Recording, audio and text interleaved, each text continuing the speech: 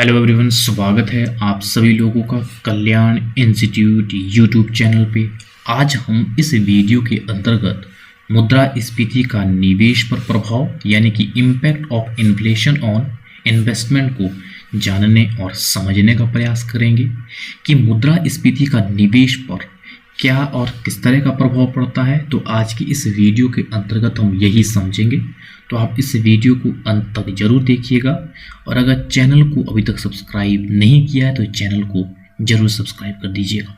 तो चलिए समझते हैं कि मुद्रास्फीति का निवेश पर क्या और किस तरह का प्रभाव पड़ता है। ब्याज निवेश पर व्यय की गई वित्तीय पूंजी की लागत होती है, इसलिए निवेश के निर्धारण में ब्याज का महत्वपूर्ण स्थान होता है, क्योंकि ब्याज निवेश पर व्यय की गई वित्तीय पूंजी की एक तरह से लागत होती है, जो निवेश के निर्धारण में वो जो ब्याज है वो महत्वपूर्ण स्थान के रूप में वो रोल अदा करती है।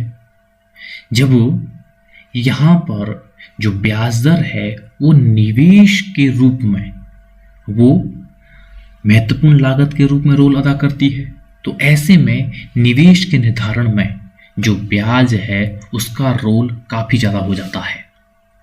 निवेश के निर्धारण में वास्तविक ब्याज दर का अधिक महत्व है, और जो ये वास्तविक ब्याज दर है वो किस तरह से इन्फ्लेशन कम कर देती है।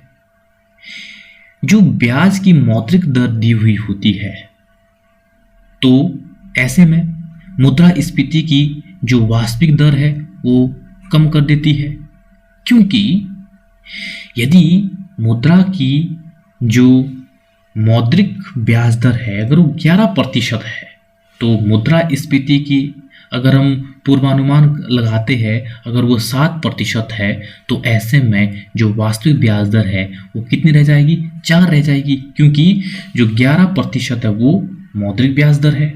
तो जो मुद्रास्फीति की दर है वो 7% है, तो 11 में से 7 हम घटा देंगे, तो ऐसे में 4% ये वास्तविक ब्याज दर बच जाएगी, क्योंकि इन्फ्लेशन ने जो ब्याज दर है उसको कम कर दिया। वास्तविक ब्याज दर वित्तीय पूंजी उधार लेने की ये वास्तविक लागत है। ये एक वास्तविक लागत है उधार लेने की, जो कि जो ब्याज दर है उस ब्याज दर को इन्फ्लेशन ने कम कर दिया। ऐसे में वास्तविक ब्याज दर वो और कम हो गई। जो वास्तविक ब्याज दर है वही वित्तीय पूंजी की उधार लेने की एक तरह से वास्तविक लागत होती है। यदि मुद्रास्फीति की दर बहुत कम या स्थिर होती है, तो पूंजी की वास्तविक लागत के मापने के लिए एक तरह से कि जो वास्तविक लागत है वो इस तरह से होगी, इस तरह से उसको मापा जाएगा जो भ्रमजनित नहीं होगा, क्योंकि इस स्थिति में जो मौद्रिक है और वास्तविक ब्याज दर है उसमें कोई विशेष अंतर नहीं आएगा, क्योंकि इन्फ्लेशन लगभग स्थिर है। तो जो मौद्रिक ब्याज दर होगी वही आपकी वास्तविक ब्याज दर होगी, क्योंकि इन्फ्लेशन की वजह से जो कम होता है वो कम नहीं होगा, क्योंकि इन्फ्लेशन यहाँ पर लगभग स्थिर है। तो मुद्रास्फीति के बहुत कम या स्थिर होने पर हमारी जो वास्तविक जो ब्याज दर है वो उतनी की उतनी रहेगी। तो ऐसे में यहाँ पर मौद्रिक तथा वास्तविक ब्याज दरों में कोई विशेष अंतर नहीं आता है जब इन्फ्लेशन ना के बराबर होती है। वास्तविक ब्याज दर पूंजी की वास्तविक लागत को मापती है और फर्मों द्वारा निवेश को वो निर्धारित करती है। जो ये वास्तविक ब्याज दर है, ये वास्तविक ब्याज दर ही पूंजी की वास्तविक लागत को मापती है और यही फर्मों के निवेश को निर्धारित करती है।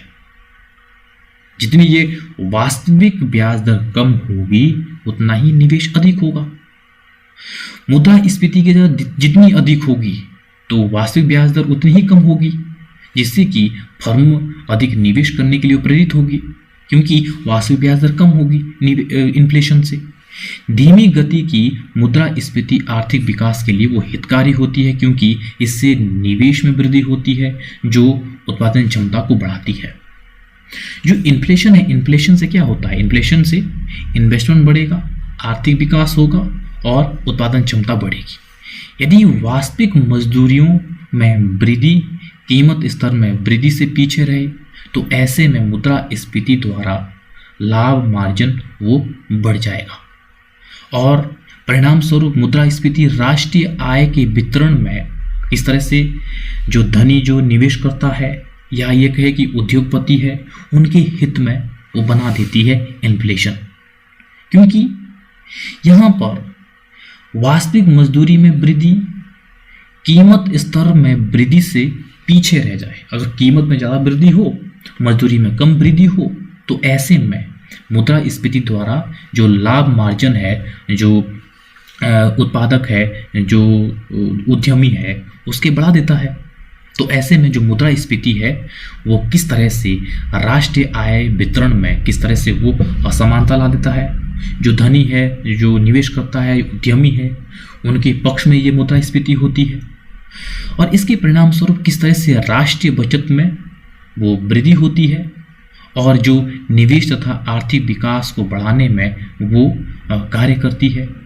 क्योंकि जो धनी व्यक्ति है, धनी व्यक्ति की आय में वृद्धि होती है और जो मजदूरी है, मजदूर वर्ग, उनकी मजदूरी में कम वृद्धि होती है क्योंकि कीमत में ज़्यादा वृद्धि है और मजदूरी में कम वृद्धि है, जिससे कि ये सब जो इन्फ्लेशन है ऐसी स्थिति में वो धनी वर्गों के हित में होगा। इसके परिणाम स्वरूप राष्ट्रीय बचत में वृद्धि होती है जो निवेश और आर्थिक विकास को बढ़ाने में कार्य करती है। क्योंकि यहाँ पर जो उद्यम करता है वो उस बढ़ी हुई प्रॉफिट को वो इन्वेस्टमेंट करता है तो और अधिक लोगों को एम्प्लॉयमेंट देता है, जिससे कि रोजगार में और अधिक वृद्धि होती है।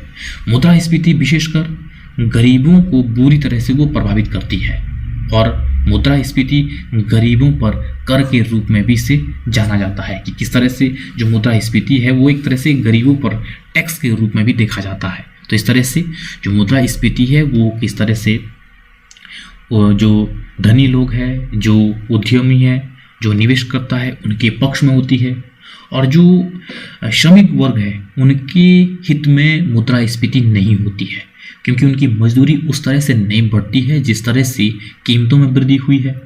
तो इनकी जो वास्तविक इनकम है उसमें कमी आती है और जो गुड्स एंड सर्विसेज है उनकी प्राइस में काफ़ी ज़्यादा बढ़ोतरी होती है, जिससे कि उनकी परचेजिंग पावर भी कम हो जाती है। तो इस तरह से जो निर्धन वर्ग है उनके खिलाफ ये मुद्रास्फीति होती है, उन पे एक तरह से टैक्स के तौर पे ये काम करता है। मुद्रास्फीति गरीबों के करों के रूप में भी इसे जाना जाता है। तो इस तरह से ये मुद्रास्फीति का निवेश पर प्रभाव है। Impact of inflation on investment, कि किस तरह से मुद्रास्फीति जो ये इन्फ्लेशन है इसका निवेश पर प्रभाव पड़ता है। तो आज की इस वीडियो के अंतर्गत हमने यही समझा कि किस तरह से प्रभाव पड़ता है। तो मुझे उम्मीद है कि आपके लिए जो ये वीडियो काफ़ी उपयोगी रहा होगा और अगर चैनल को अभी तक सब्सक्राइब नहीं किया तो चैनल को जरूर सब्सक्राइब कर दीजिएगा और मुझे दीजिएगा इजाज़त और आप सभी लोग का बहुत बहुत शुक्रिया।